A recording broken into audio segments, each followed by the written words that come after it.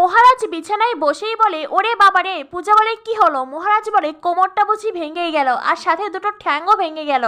পূজা বলে, কোমর ঠ্যাং কি হয়েছে?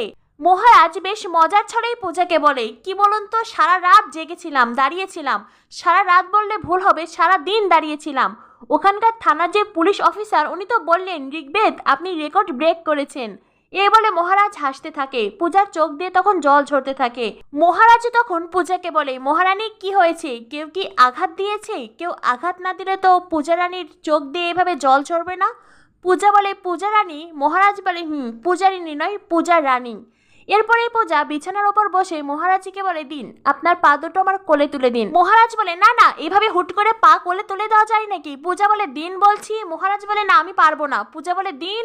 মহারাজ বলে, ওই দেখুন টিকটিকি। এই বলে মহারাজ পালিয়ে যেতে চায়। পূজা মহারাজের হাত ধরে বিছানার ওপর শুইয়ে দেয়, আর তারপরে পা দুটো কোলে নিয়ে মালিশ করতে করতে বলে, আমাকে টিকটিকির ভয় দেখানো হচ্ছে। এরপরে পা মালিশ করতে থাকে পূজা, আর মহারাজ অপলক দৃষ্টিতে পূজার দিকেই তাকিয়ে আছে। মহারাজের চোখের দিকে চোখ পড়তেই পূজার চোখে জল ছলছল করে, আর সেই জল টপ টপ করে পড়তেও থাকে। মহারাজ পূজাকে বলে, কি হয়েছে? হ্যাঁ, কি হয়েছে আমাকে বলুন। পূজা বলে, আপনি আমার জন্য অনেকটা কষ্ট সহ্য করেছেন, তাই না? আমার জন্য আপনাকে লকআপে থাকতে হয়েছে। মহারাজ বলে, আবার এইসব কথা কেন? পূজা বলে, আমাকে বিয়ে করার পর থেকে তো আপনি একটুও সুখ পাননি, শুধু আপনার জীবনে অশান্তি এনেছি আমি।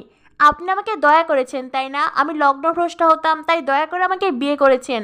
আমাকে শুধু সারা জীবন আপনি দয়াই করে যাচ্ছেন, কিন্তু বিশ্বাস করুন, আমি আপনার দয়া চাই না। আমি চাই না আপনার দয়া, আমি কারো দয়া নিয়ে বাঁচতে চাই না। মহারাজ বলে, কি হয়েছে মহারানী? আমি কি তোমাকে বলেছি? এসব কথা কেন বলছো?